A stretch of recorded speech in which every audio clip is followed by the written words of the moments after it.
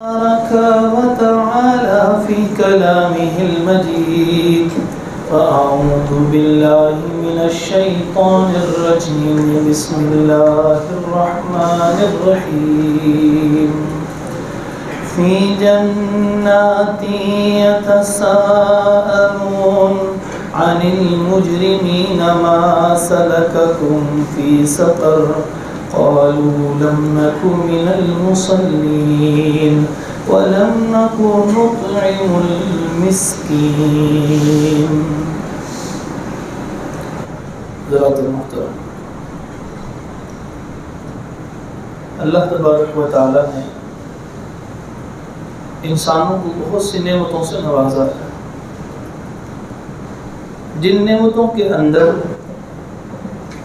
صحت کی نعمت ہے، ان نعمتوں کے اندر اولاد کی نعمت ہے، ان نعمتوں کے اندر تعلقات کی نعمت ہے،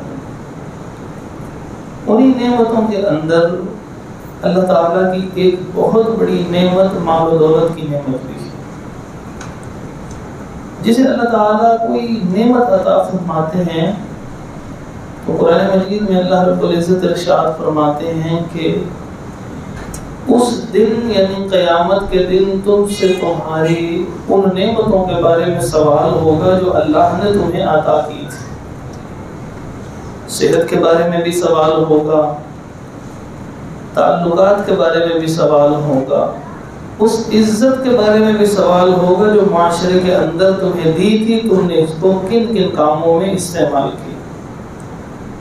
اس اولاد کے بارے میں بھی سوال ہوگا کہ جو اللہ نے اولاد دی تھی اور کئی لوگ اس کے لیے ترستے رہے تھے پوری زندگی، اور اس مال کے بارے میں بھی سوال ہوگا جو اللہ نے عطا فرمایا۔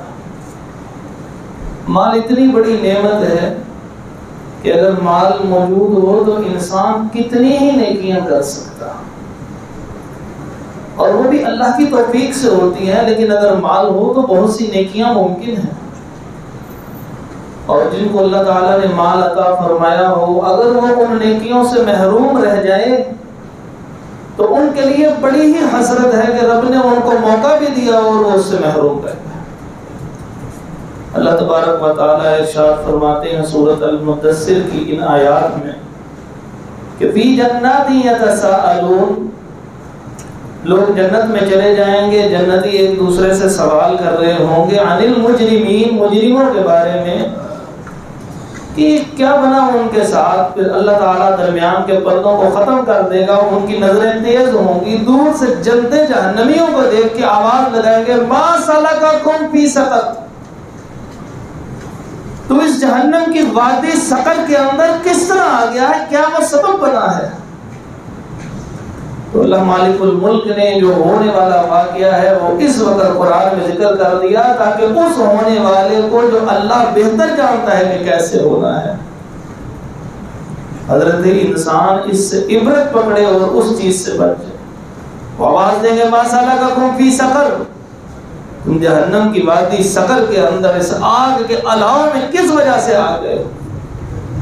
قالوا، آواز دے کے کہیں گے، دور سے جنتوں کی نعمتوں کو دیکھ رہے ہوں گے، جنتیوں کو مزے لیتے دیکھ رہے ہوں گے، کس حسرت سے آواز دے کے کہیں گے لم نک من المصلین، نماز نہیں پڑھتے تھے۔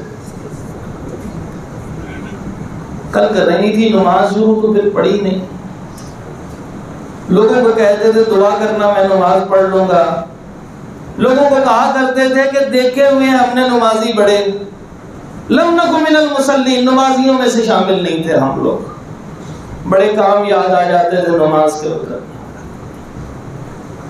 اللہ تعالیٰ فرماتے ہیں اس پہ بس نہیں کریں گے، اگلا جملہ ایک اور حسرت سے کہے گی اللہ نے جو مال دیا تھا وَلَمْ نَكُ نُطْعِمُ الْمِسْكِينَ، ہم کسی غریب کو کھانا کھلا کے بھی راضی نہیں تھے،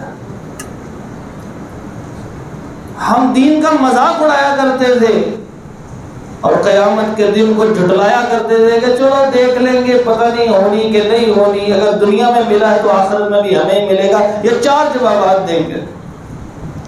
اس کے اندر ایک جواب انسان کے مال کی نعمت سے متعلق ہے۔ نبی مکرم صلی اللہ علیہ وسلم نے ارشاد فرمایا لا یزال قدم ابن آدم من عند ربه یوم القیامت حتی یسأل عن خمس وفی روایہ اربع. فرمایا ایسے انسان آ جائے گا، رب کے حضور کھڑا ہوگا، اس کا نامہ اعمال لایا گیا ہوگا، اس کو کہا جائے گا 5 چیزوں کا سوالوں کا جواب تو دے گا، اور ایک روایت میں 4 کا جواب دے گا، پھر تو یہاں سے ہل سکے گا، قدم نہیں اٹھا سکتا. ایک قدم کبھی ادھر ہوتا ہے کبھی ادھر ہوتا ہے، کھڑا ہی انسان رہتا ہے کسی کے سامنے، پر میں نہیں قدم بھی نہیں، بالکل ساکت سامت کھڑا ہو جاؤ. جیسے کوئی انسان شدید غصے میں ہو تو وہ دوسرے کہتا ہے خاموش ہو کے کھڑے ہو جاؤ، ہلنا نہیں ہے تم نے، ہلے تو پھر سزا ملے گی. رسول مکرم صلی اللہ علیہ وسلم نے فرمایا ہل نہیں سکے گا انسان خوف کے مارے. اس سے سوال کیا جائے گا تیسرا ان مالی، اس کے مال کے بارے میں، من این اکتسبہ وفیما انفق، مال تو نے کہاں سے کمایا تھا جواب دے، اور کہاں خرچ کیا تھا اس بات کا بھی جواب دے. تو یہ جو مال ہے لَتُسْأَلُنَّ يَوْمَئِذٍ عَنِ النَّعِيمِ، تم سے تمہاری نعمتوں کے بارے میں جو رب نے تمہیں عطا کی ہیں کل قیامت کے دن پوچھا جائے گا. فرمایا یا ایھا الذین آمنوا، اے ایمان والو، لا تلہکم اموالکم ولا اولادکم عن ذکر اللہ، اللہ کے ذکر سے نہ تمہاری مالیں، نہ تمہارے مال اور نہ تمہاری اولادیں اس وقت میں غافل کر رہے ہیں. بچوں میں لگے رہتے ہو، بچوں کا رزق اکٹھا کرنے کے لیے اپنی طرف سے لگے رہتے ہو، اور مال بس آ جائے، میرا سٹینڈرڈ بڑا ہو جائے، میرا سٹیٹس بڑا ہو جائے، میرے شریکے کے پاس بڑا کچھ ہے، انہوں نے گاڑی کا ماڈل چینج کر لیا اور میں نے ابھی تک نہیں کیا. ہر طرف سے مال اکٹھا کرنے کی ایسی دوڑ لگے کہ اللہ کے ذکر سے تم غافل ہو جاؤ. ایسا نہ کرنا، کیونکہ انما اموالکم و اولادکم فتنہ، بے شک تمہاری مال اور تمہاری اولادیں تمہارے لیے آزمائش ہیں. فتنہ بمانا آزمائش، رب نے یہ تمہیں دی ہے آزمانے کے لیے. یہ زندگی موت کا نظام انسان کی آزمائش کے لیے بنا ہے. ورنہ آپ ذرا تصور میں دیکھیے تو صحیح، اتنی بڑی کائنات رب نے بنائی ہے، کیوں بنائی؟ کوئی تو مقصد ہوگا. آپ روزہ رکھ کے صبح صبح اٹھ کے دکان پہ جاتے ہیں، بچے سکول چلے جاتے ہیں، کوئی کدھر چلا جاتا ہے، کوئی کام کر رہا ہے، کسان کھیتی باڑی کرنے لگ پڑتا ہے.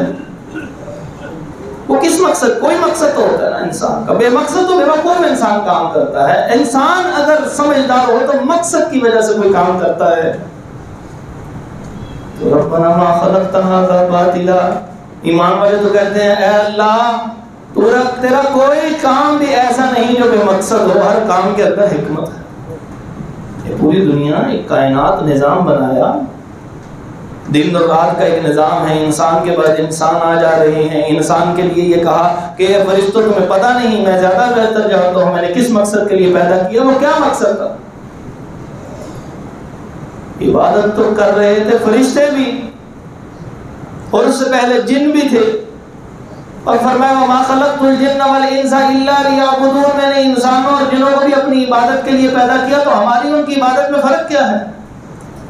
فرق یہ ہے کہ ہمارے ساتھ خواہشات ہیں، ہماری آزمائش ہے، اور فرشتوں کی آزمائش نہیں ہے. لا یعصون اللہ ما امرهم ویفعلون ما یؤمرون، جو اللہ نے حکم دیا بالکل ایز اٹ از اسی طرح کام کرتے ہیں. اس لیے کہیں میں نے تو کسی آیت یا حدیث میں نہیں پڑھا کہ فرشتوں کے متعلق آتا ہے انہوں نے جنت میں بھیجا جائے گا. حالانکہ وہ تو غلطی نہیں کرتے، نیک ہیں، پارسا ہیں. جنت کا تذکرہ ان کے لیے میں نے تو نہیں پڑھا، رب دینا چاہے اس کی مرضی ہے، میں نے تو نہیں کہیں پڑھا، آپ میں سے شاید کسی نے پڑھا. لیکن حضرت انسان تیرے لیے یہ کہا کہ اگر تو نیک اعمال کرے گا پھر تیرے لیے بڑی خوبصورت جنتیں ہیں. وہ خوبصورت جنتیں کہ نبی مکرم صلی اللہ علیہ وسلم کو دکھا دی جنت. جس نے جنت دیکھ لی ہو اور وہ بیان تو کر سکتا ہے نا وہ کیسی ہے، بیان کر دی. اللہ نے قرآن میں بنایا، جو جنت بنائی قرآن میں اس کا تذکرہ کر دیا. اتنی خوبصورت جنت کا تذکرہ کرنے والا بھی رب ہو، بہترین الفاظ. جیسے جیسے لفظ سنتے جاتے ہیں ذہن میں ایک تصور آتا جاتا ہے، اور خوب تصور جس وقت آ جاتا ہے، فرمایا کہ یہ تصور جتنا بھی تیرے دماغ میں آیا ہے وہ تصور حقیقی جنت کے کسی عشر عشیر کے برابر بھی نہیں. اتنی خوبصورت جنت کس مقصد کے لیے؟ عبادت کرنے کے اوپر تو پھر فرشتوں کو بھیجنا چاہیے، لیکن عبادت انسانوں سے مطلوب تھی کہ ان کے ساتھ خواہشات تھی اور مالی ضروریات تھی. اپنی خواہشات کو روکے اور مال کے بارے میں صحیح اقدامات کرتا رہے، خرچ کرتا رہے، پھر اس کے لیے یہ جنت ہے۔ ورنہ انسان کا حال تو یہ ہے کہ جس وقت اس کی موت کا وقت قریب آتا ہے تو وہ کہتا ہے لولا اخرتنا الی اجل قریب، اے کاش 2-4 لمحے مجھے دے دو فاصدق، میں شاید کہ صدقہ کر جاؤں۔ میں آپ کو ابن حبان کی ایک حدیث سناتا ہوں، بڑی خوبصورت ہے۔ فرمایا کہ ایک راہب تھا، عبادت گزار تھا، اور وہ جو پچھلے عبادت گزار ہوتے تھے وہ اپنے کمروں میں بیٹھے عبادت کیے چلے جاتے تھے، اور اپنے ہمارے لیے آسانیاں کر دی، جمعہ پڑھ کے جا کے فرمایا فانتشروا فی الارض، جاؤ زمین میں پھیل جاؤ، جب جا کے اللہ کا فضل تلاش کرو۔ لیکن پہلے لوگ سارا دن رات وہ عبادت میں لگے رہتے تھے۔ فرمایا پہلا ایک راہب تھا، 60 سال عبادت کرتا رہا، 60 سال عبادت کرتا رہا۔ جس وقت وہ 60 سال عبادت کرتا رہا، فرمایا کہ ایک دن وہ جس جگہ کے اوپر موجود تھا، ایسے اس نے اپنی کھڑکی سے باہر دیکھا تو وہاں پر وہ کنواں موجود تھا۔ اس نے کہا چلو آج میں باہر سکون سے نکلتا ہوں، کوئی ارد گرد نہیں ہے، مجھے کون سا کوئی دیکھ رہا ہے، میں جلدی سے پانی پی کے اور وضو کر کے، اور میں پانی پی کے وضو کر کے سکون سے آ جاؤں گا، کچھ فریش ہو جاؤں گا، اچھی عبادت کروں گا۔ اور میں وہ 60 سال کرنے کے بعد جب باہر نکلا اور وہ کنویں کے قریب گیا تو گزرتے ہوئے ایک عورت پہ نظر پڑی، کچھ بے پردگی ہوئی اور وہ اس قدر مغلوب ہو گیا، وہ 60 سال تک عبادت کرنے والا انسان شیطانی وسوسے کا شکار ہوا اور بدکاری کر بیٹھا۔ اور جس وقت وہ کر چکا تو ساتھ ہی اسے احساس ہوا کہ یہ میرے سے کیا ہو گیا، میں تو اللہ کو راضی کرنے کے لیے 60 سال تک یہاں پہ بیٹھا رہا اور یہ میرے سے کیا ہو گیا۔ وہ خوف کے مارے کب کبھی تاری اور نکلتا ہے تو ڈوب جاتا ہے اور وہاں غسل کرتا ہے، غسل کر رہا ہے، طبیعت خراب ہونی شروع ہو گئی ہے، ڈر اور خوف، طبیعت شدید ہنجان پیدا ہو گیا ہے، اللہ میرے سے کیا ہو چکا ہے۔ اس کے پاس ایک تھیلا پڑا ہوا تھا، وہ وہاں پہ رکھ دیا، اس کی طبیعت میں شدید کیفیت پیدا ہو رہی ہے، ہنجانی کیفیت۔ اسی اثنا میں ایک فقیر سائل گزرتے ہوئے، اس نے کہا کون ہے؟ اس نے کہا مجھے اللہ کے نام پہ کچھ کھلا دو۔ اس نے صرف اشارہ کیا، طبیعت اتنی خراب ہے، اس نے کہا یہ تھیلے میں کچھ روٹیاں پڑی ہیں، یہ کھا لو۔ اور اس نے اس وقت صدقہ کیا اور میں اس کے تھوڑی دیر بعد وہ دنیا سے رخصت ہو گیا۔ پھر اس کو اس کے نامہ اعمال کو فرمایا گا تولا جائے گا، تو کیفیت یہ ہوگی کہ 60 سال کی عبادت ایک طرف ہوگی، وہ بہت بڑی عبادت ہوگی، لیکن زنا اتنا گندا عمل ہے کہ وہ ایک مرتبہ زنا کرنا 60 سال کی عبادت کو ایسے اوپر اٹھا دے گا، اور وہ اتنی برائیوں کا وزن ایک زنا سے۔ اور میں جب یہ ہو چکا ہوگا پھر وہ ایک روٹی کا ٹکڑا جو اس نے صدقہ کیا تھا موت سے چند لمحات پہلے وہ رکھ دیا جائے گا، وہ نیچے ہو جائے گا، زنا ختم ہو جائے گا۔ یہ ہے صدقہ، یہ ہے اللہ کے راستے میں خرچ کرنا۔ اللہ نے یہی فرمایا فَأَصَّدَّقَ وَأَكُن مِّنَ الصَّالِحِينَ، اے اللہ تو مجھے چند لمحے کے لیے کچھ مہلت دے دے، میں موت سے پہلے صدقہ کر لوں۔ اللہ تعالیٰ فرماتے ہیں پہلے کدھر تھے تم لوگ؟ وَأَنفِقُوا مِمَّا رَزَقْنَاكُمْ مِن قَبْلِ أَن يَأْتِيَ أَحَدَكُمُ الْمَوْتُ، اس سے پہلے تمہیں صدقہ کرنا چاہیے تھا۔ أَن يَأْتِيَ يَوْمٌ لَا بَيْعٌ فِيهِ وَلَا خُلَّةٌ، نہ اس دن تجارت کام آنی ہے، نہ اس دن دوستیاں کام آنی ہے، تم اس سے پہلے کیوں تیاری نہیں کرتے رہے تھے؟ قیامت کے دن بھی صدقہ کام آ رہا۔ پر میں جس وقت انسان قبر کے اندر ڈال دیا جائے گا ہر طرف ایک اندھیرے کسی کیفیت داری ہوگی، پر میں ہر انسان کے لیے قبر کو ایسے وسیع کر دیا جائے گا، تحت نگاہ وسیع کیا جائے گا، اب وہ اچھا ہو یا برا ہو ایسے اس کو کھول دیا جائے گا، اور پھر تیزی سے قبر کی دیواریں اس کے قریب آئیں گی، جو برا بندہ ہوگا اس کی پسلیوں سے پسلیاں جوڑ کے رکھ دے گی، اور یہ چاروں دیواریں ایسے کھل گئی۔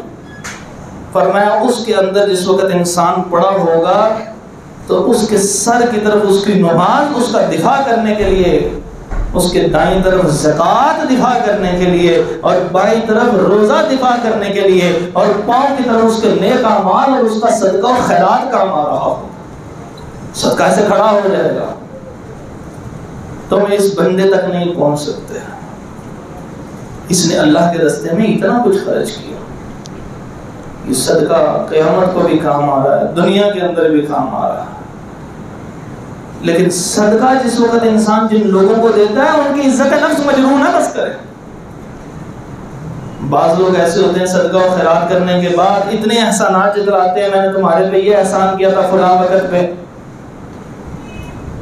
فرمایا قول معروف وصدقۃ خیر معروف، کہ یہ جو تم اچھی بات کر لیتے ہو نا، تم کوئی اچھے طریقے سے سائل کو منع کر دو، نہ تم کرو صدقہ. اما السائل فلا تنہر، جو سوال کرنے والا اس کو ڈانٹنا نہیں ہے، اس کی عزت نفس مجروح نہ ہو. کیوں مجروح نہ ہو؟ اس لیے مجروح نہ ہو کہ رب کے ہاں اس کا ایک مقام ہے، اور یہ سائلین کا احسان ہے کہ وہ صدقہ قبول کر لیتے ہیں. ہمارا احسان نہیں ہے ان کے اوپر کوئی. وَمَا لَا تُبْطِلُوا صَدَقَاتِكُمْ بِالْمَنِّ وَالْأَذَىٰ، لوگوں کو تکلیف دے دے کے ذلیل کر کر کے اپنے صدقات کو ضائع نہ کرو، اور احسان جتلا کے بھی ضائع نہ کرو. اس کا سبب کیا؟ اللہ کے ہاں ان غرباء کی اتنی اہمیت ہے، اتنی اہمیت ہے.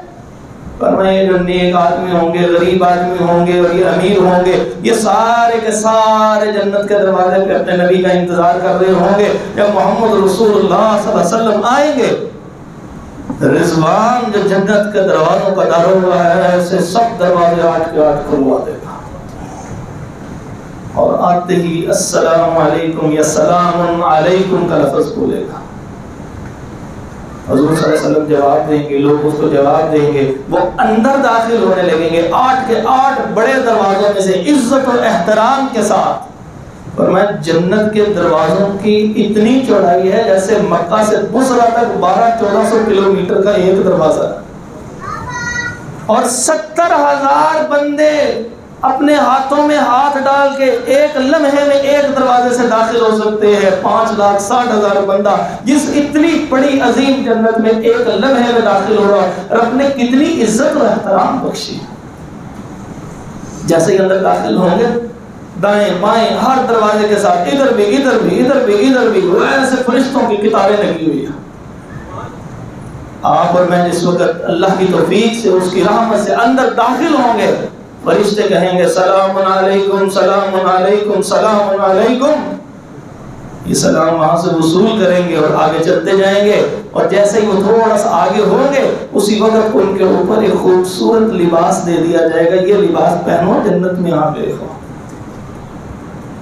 سبز رنگ کے باریک ریشم سے بنا ہوا لباس ہوگا جو جنت کا ریشم ہوگا، دنیا میں مردوں کے لیے حرام اور قیامت کو جنت میں جانے والوں کے لیے حلال ہے. جب وہ اندر داخل ہوں گے پھر ان کو رہنمائی کی جائے گی، ادھر آئیے علی الارائک متکئون. یہ دیکھیے آپ سے پہلے داخل ہونے والے بھی یہاں پر صفوں میں متقابلین آمنے سامنے کر کے بیٹھے ہوئے.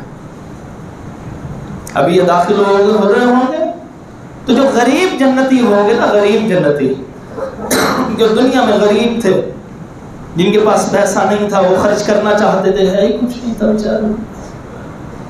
ایسے ایسے لوگ ہیں، چھوٹے چھوٹے بچے حسرت سے جس وقت چیزوں کی طرف دیکھتے ہیں، آپ اندازہ لگائیے ان کے دل کے اوپر کیا بیتتی ہوگی کہ ہمارا باپ نہیں ہے جو ہمیں لا کے دے سکے، ہماری ماں نہیں ہے جو ہمارے لیے کچھ کر سکے. وہ یتیم بچے، ان کا کیا قصور تھا؟ وہ اسی یتیمی میں پڑے ہوئے، غربت میں آنکھ کھولی، زندگی گزاری، اپنی خواہشات پوری نہ کر سکے، مرضی کا لباس نہ پہن سکے. کسی نے اترا ہوا لباس دے دیا تو اس کو پہن لیا، کسی نے ٹوٹا جوتا دے دیا تو اس کو سلوا کے استعمال کر لیا. اسی حالت کے اندر دنیا سے رخصت ہو گئے، اپنی خواہشات سینے میں دفن کر کے چلے گئے دنیا سے. ان لوگوں کو بلایا جائے گا، ادھر آؤ. جب وہ ادھر آئیں گے وہ ایسے اکٹھے ہوں گے. اللہ تعالیٰ بڑے بڑے فرشتوں کو کہیں گے، جبرائیل علیہ السلام، میکائیل علیہ السلام، بڑے بڑے فرشتوں کو کہیں گے ان کے پاس جاؤ اور ان کو جا کے خود سلام کر کے آؤ. وہ کہیں گے اے اللہ ہم ان کو سلام کریں؟ اعتراض نہیں، بس صرف سبب بتا یہ کیسے عظیم انسان ہے، وجہ کیا ہے؟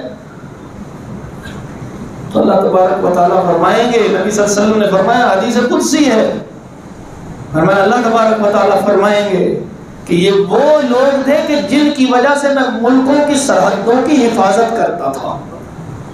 یہ وہ لوگ تھے، یموت احدہم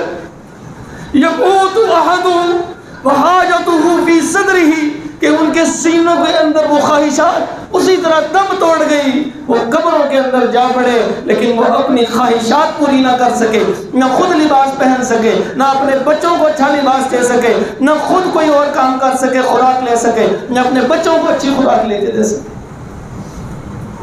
یہ وہ لوگ ہیں، یہ وہ لوگ ہیں. باقی جنتوں کو جنتیوں کو جنت کی نعمتوں سے 500 سال تک روک دیا جائے گا. ان کی عزت و احترام میں فرشتے آ رہے ہیں، ان کو سلام کر رہے ہیں. یہ وہ غربا ہے.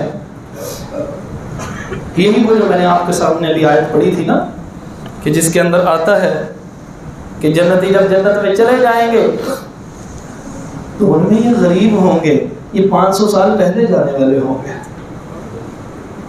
500 سال بہت بڑی عمر ہوتی ہے. ایسے تو وہاں عمر ختم ہو گئی، مستقل رہیں گے، ہمیشہ رہیں گے. لیکن اگر آپ دنیا کی زندگی پہ قیاس کریں تو بڑی عمر ہوتی ہے، 500 سال. جب یہ لوگ جنت میں چلے جائیں گے تو جو ان کا مذاق اڑانے والے ہوتے ہوں گے، یہ سارے جنتی آواز دے کے پوچھیں گے ما سلککم فی سقر قالوا لم نک من المصلین ولم نک نطعم المسکین. ہم کھانا نہیں کھلایا کرتے تھے ان لوگوں کو جو آج جنت میں. ہمیں اللہ نے مال دیا تھا، پہلا تو ہم بھی بے لباس ہوئے تھے، لباس تو ہمارے پاس بھی کوئی بھی نہیں تھا، نہ ان کے پاس لباس تھا نہ ہمارے پاس لباس تھا. اللہ نے ہمیں ایسے ماں باپ عطا فرما دیے جنہوں نے ہمیں لپیٹ لیا، اور ان کو ایسے تھے جن کے پاس کچھ نہیں تھا. وہ سردی گرمی کے اندر صرف اللہ کی سپرد تھے یہ لوگ. دیکھ لیں ایک عام آدمی جو بڑا اللہ نے اس کو مال سے نوازا بھی ہو نا، تو جس وقت وہ مال سے نوازنے والے کے ہاں بچہ ہوتا ہے وہ اس کی بڑی قدر کرتا ہے. ٹھنڈ نہ لگ جائے، جوتا پہن کے رکھو، سردیاں آ رہی ہیں، نزلہ نہ ہو جائے، کھانسی نہ ہو جائے، بخار نہ ہو جائے، اے مسئلہ نہ، یہ مسئلہ نہ. وہ تھوڑی دیر کے لیے جیکٹ لگاتا ہے، اس کو ٹھنڈ لگ رہی ہے. جسم تو وہی ہے انسان کا، بچہ تو وہی ہے، بچہ تو یہ بھی معصوم ہے، بچہ تو وہ بھی معصوم ہے. لیکن رب کو معلوم ہے، رب نے اس بندے کو نہیں دیا جو دوائی بھی نہیں خرید سکتا. اللہ نے اس کے بچے کی امیونٹی اتنی تیز کر دی کہ اس کے اوپر بیماریاں حملہ نہیں کر سک رہی. دیکھیے تو صحیح اللہ تعالیٰ کی نظر کرم اس کے اوپر کتنی خاص ہے، کتنی خاص ہے. بندے سے اللہ تعالیٰ پوچھیں گے کل قیامت کے دن، اے بندے میں بیمار تھا تو میرا پتہ لینے کے لیے نہیں آیا. وہ بندہ کہے گا اللہ تو کیسے بیمار ہو سکتا، تو احکم الحاکمین ہے. اللہ تعالیٰ فرمائیں گے میرا وہ فلاں بندہ بیمار تھا تو اس کا پتہ لینے جاتا تو مجھے وہاں پر پایا. ہمارا تو کوئی باپ بھی بیمار ہو جائے، کوئی بیمار ہو جائے تو اسی کے ساتھ قطع تعلقی کر کے بیٹھ جاتے ہیں کہ میں نہیں صرف خدمت کرنی ہے. کیوں کریں گے ہم لوگ؟ فرمایا اللہ تعالیٰ اس سے پوچھیں گے اے میرے بندے میں بھوکا تھا تو نے مجھے کھانا نہیں کھلایا. وہ کہے گا یا اللہ تو رب العالمین ہے، سارے جہانوں کو تو کھانے کھلانے پلانے والا ہے، تو کیسے بھوکا ہو سکتا ہے؟ بھوکا تیرے ساتھ کیا تعلق ہے؟ تو رب العالمین ہے. تو اللہ تعالیٰ فرمائیں گے وہ میرا بندہ بھوکا تھا، وہ میرا بندہ بھوکا تھا، وہ میرا بندہ پیاسا تھا، تو اس کو کھلاتا پلاتا نا.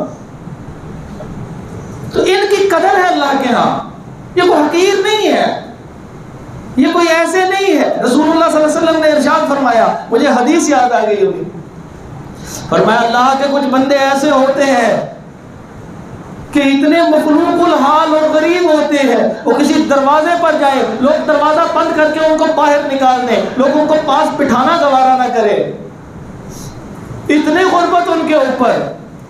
فرمایا لو اقسم علی اللہ لا برہ، وہ اللہ پہ قسم کھا کے کہہ دے اللہ کی قسم یہ کام ایسے ہوگا، اللہ تعالیٰ نے وہ کام اسی طرح کر دینا ہے جیسے اس نے رب پہ قسم کھائی. اللہ تعالیٰ ان سے کتنی محبت کرتے ہیں. اور میری مدد کیا کرو، غریب غربا کی تلاش کرنے میں میری مدد کیا کرو. رسول اللہ صلی اللہ علیہ وسلم کو بھی احساس تھا کہ اللہ تبارک و تعالیٰ ان لوگوں سے کتنی محبت کرتا ہے. فرمایا اما السائل فلا تنہر، یہ تجھ سے سوال کرنے آیا، اس کو ڈانٹنا نہیں. یہ کس کو انسان کہتا ہے؟ یہ اس کو انسان کہتا ہے. انسان کہتا ہے نا یہ میرا بیٹا آ رہا ہے آپ کے پاس، جو بھی بات ہوگی اس کو ڈانٹنا نہیں ہے. کیا مطلب؟ اس کا تعلق ہوتا ہے. اور اب کی کوئی اولاد نہیں اللہ کی قسم، لیکن اللہ کے بندے تو ہیں. ان میں سے جس کو اللہ بہت زیادہ محبت کرتا ہے ان کے بارے میں فرما رہا ہے اما السائل فلا تنہر، تجھ سے سوال کرنے کے لیے آئے ہیں. اسباب رب نے دیے تھے، تیری مجال کہ تم ان کو ڈانٹ سکے. تلک الایام نداولها بین الناس، دنیا کے اندر ایسی پلٹی دے دے گا کہ انسان بھیک مانگنے پر مجبور ہو جائے گا. اور اگر نہ کیا تو یاد رکھ اللہ کے اگر اس حکم کو بھول گیا وَنَحْشُرُهُ يَوْمَ الْقِيَامَةِ أَعْمَى، رب کے حکم کے بھولنے کی وجہ سے اللہ آنکھیں قیامت کے دن واپس لے لے گا. ان لوگوں کی اتنی اہمیت ہے. سرکار دو عالم صلی اللہ علیہ وسلم کو ان کی اہمیت کا کیا اندازہ تھا، کس طرح عمل کیا کرتے تھے. رسول اللہ صلی اللہ علیہ وسلم کے پاس کوئی مال آتا دے دیتے، جو مال آتا دے دیتے، جو مال آتا دے دیتے. ایک دن دیکھا ایک صحابی نے کہ آپ نے جو لباس پہنا ہے وہ پوسیدہ ہو رہا ہے. صحابی سے رہا نہ گیا، جا کے ایک چادر لایا، آپ صلی اللہ علیہ وسلم کو پیش کی. اللہ کے نبی صلی اللہ علیہ وسلم تحفہ قبول فرما لیجیے. وہ تحفہ انہوں نے قبول کیا. رسول اللہ صلی اللہ علیہ وسلم تحفہ رد نہیں کرتے تھے، کیونکہ تحفہ دینے کے بعد کبھی کوئی آپ صلی اللہ علیہ وسلم کے خلاف کوئی ایسی بات نہیں کرتا تھا. تو تحفہ قبول فرما لیا. وہ بھی قبول کیا ہی ہے. ایک صحابی کھڑا ہوا، کہنے لگا اللہ کے نبی صلی اللہ علیہ وسلم مجھے ضرورت ہے، مجھے بھی دے دیجئے. آپ صلی اللہ علیہ وسلم نے اس کو دے دیا. رسول اللہ صلی اللہ علیہ وسلم کا یہ دینا پتہ کیسے ہے؟ جیسے انسان بچہ اپنے باپ سے کہتا ہے نا ابا جی مجھے بھی اس چیز کی ضرورت ہے، اور باپ سے برداشت نہیں ہوتا، وہ لقمہ اپنے منہ میں نہیں لے کے جاتا، وہ بیٹے کے منہ میں ڈال دیتا ہے. وہ لباس اپنے لیے نہیں رکھتا، وہ بچے کو سلوا کے دے دیتا ہے. رسول اللہ صلی اللہ علیہ وسلم اپنی اولادوں کی طرح تو امت سے محبت کیا کرتے تھے. اس نے سوال کیا، آپ کو ضرورت تھی، آپ نے اس کو پکڑا دیا، آپ لے لو، آپ کے تن کے اوپر کپڑا رہے گا، یہ نبی کو پسند ہے. تو جب اس کی امت کو تن ڈھانپو گے تو اللہ کتنا خوش ہوگا، اللہ کتنا راضی ہوگا. اور اگر کھانا کھلانے سے انکار کر دیا، اپنے مالوں کو اپنی جیبوں میں ڈال کے رکھے اور پھر موت کے قریب پہنچ گئے، پھر کیا کرو گے اس مال کا؟ لولا اخرتنی الی اجل قریب، یہی کہو گے. رب نے قرآن میں بار بار فرمایا انسان جب موت کے قریب پہنچ جاتا ہے، ایسا بندہ بخیل، وہ کہتا ہے ایک آج چند لمحے کے لیے موت ڈیلے ہو جائے، مؤخر ہو جائے، میں صرف وصیت ہی کر دوں، پر میں اب نہیں ہوگا. اس موت کے آنے سے پہلے تندرستی کی حالت میں اپنی مال کی محبت کو ختم کر وآت المال علی حبہ، مال کی محبت کو دباتے ہوئے رب کی محبت کو غالب کرتے ہوئے ان لوگوں کو عطا کرو جن کے پاس نہیں ہے کچھ. رسول اللہ صلی اللہ علیہ وسلم حدیث میں آتا ہے تو 3 چاند طلوع ہو جاتے. ایک چاند طلوع ہوا، مہینہ شروع ہوا، دوسرا چاند طلوع ہوا، مہینہ ختم ہوا، اگلا مہینہ شروع ہوا، تیسرا چاند طلوع ہوا، 2 مہینے ختم ہو گئے، یعنی 60 دن گزر جاتے. سرکار دو عالم صلی اللہ علیہ وسلم کے گھر کے اندر چولہا نہیں جلا، چولہا نہیں جلا. فرمایا ہم 2 چیزیں صرف کھایا کرتے تھے، پانی اور کھجور، بس اس کے علاوہ زندگی میں کوئی چیز نہیں. آپ کا کیا خیال ہے کہ رسول اللہ صلی اللہ علیہ وسلم کے صحابہ وہ رسول اللہ صلی اللہ علیہ وسلم کو اس حالت میں ہدیہ نہیں دیتے ہوں گے؟ کیا ان کے وہ جو مہمان کے آنے پہ چراغ بجھا کے بچے بھوکے سلا کے مہمان کو کھلاتے ہوں گے، کیا وہ اللہ کے نبی کو پیش نہیں کرتے ہوں گے؟ ان 2 مہینے میں کوئی نہیں آیا ہوگا، سب لوگ آئے ہوں گے. اللہ کی قسم اتنی محبت کرنے والے تو وہ لوگ تھے کہ کلی کر کے پانی پھینک رہے ہیں، ہاتھ نیچے رکھ کے ایسے اس کو اپنے جسموں پہ مل رہے ہیں، یہ میرے نبی کے منہ سے نکل کے آیا ہے پانی. وہ آپ کو کیسے بھوکا سلاتے ہوں گے؟ وہ جو دے کے جاتے تھے، یہ باپ سے زیادہ پیار کرنے والے نبی، ماں سے زیادہ پیار کرنے والے نبی، کسی نہ کسی غریب کے گھر وہ چیز بھجوا دی. گوشت دے کے گیا، گوشت گھر بھجوایا، سارے کا سارا پورا بکرا. واپس جا کے تھوڑی دیر بعد پوچھا کچھ بچا ہے؟ ان کو پتا تھا انہوں نے کچھ نہیں رکھنا، سارے کا سارا اللہ کے راستے میں تقسیم کرنا ہے. یہ تھی میرے نبی کی تربیت. کہ اللہ کے نبی صلی اللہ علیہ وسلم آپ کو جو دستی کا حصہ پسند تھا بکری کی 2 انگلی ٹانگوں میں سے، وہ ہم نے رکھ لیا ہے، آپ کے لیے رکھا ہے، اپنے لیے نہیں رکھا. رسول اللہ صلی اللہ علیہ وسلم نے فرمایا جو تقسیم ہو گیا وہ بچ گیا ہے، اور جو یہ رہ گیا ہے یہ چلا گیا ہے، یعنی اس کا کیا ہوگا، یہ تو ہم کھا پی لیں گے. رسول اللہ صلی اللہ علیہ وسلم تو بخشا تھا. سرکار دو عالم صلی اللہ علیہ وآلہ وسلم کو کیا تھا، تو ساری رات اللہ کا شکر کے لیے یہ کام کیا کرتے تھے. فرمایا افلا اکون عبدا شکورا، میں ساری یہ جو رات آدھی رات کو کھڑا ہو جاتا اور پاؤں میں ورم آ جاتا، تم مجھے منع کرتے ہو افلا اکون عبدا شکورا کہ میں اللہ کا شکر گزار بندہ نہ بنوں.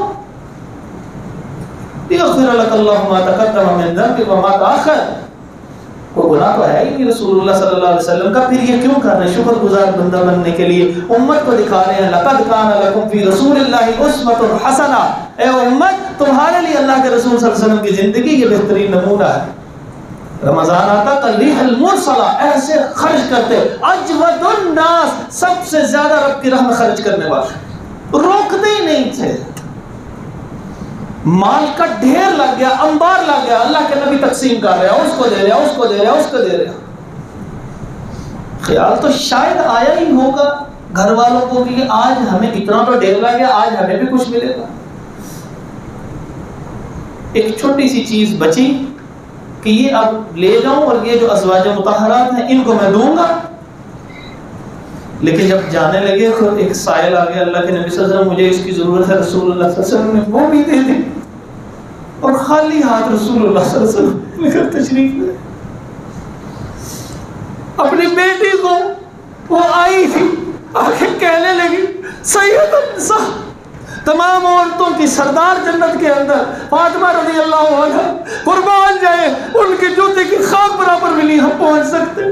وہ آئی آگے دکھاتی ہے یہ میرے ہاتھ ہے اور ان کے اندر چٹیاں پڑ چکی ہیں، وہ چکی چلاتے چلاتے مجھے کو غلام دے دیجیے. ہماری بیٹی آگے کرتی اور قربان ہو جاتی. رسول اللہ صلی اللہ علیہ وسلم فرمانے لگے مدینے کے ہر گھر کے اندر کوئی ایسا نہیں آئے گا، تو لہذا میں بھی تمہیں نہیں دوں گا جب تک کہ سارے مدینے کے اندر نہیں آ جائے. وہاں ایک کام کرتا ہوں، میری پیاری بیٹی برداشت نہیں نہ ہوا، جگر کا گوشہ تھا، جگر کا ٹکڑا تھا، برداشت نہیں ہوا کہ ان کی آنکھوں میں آنسو ہے.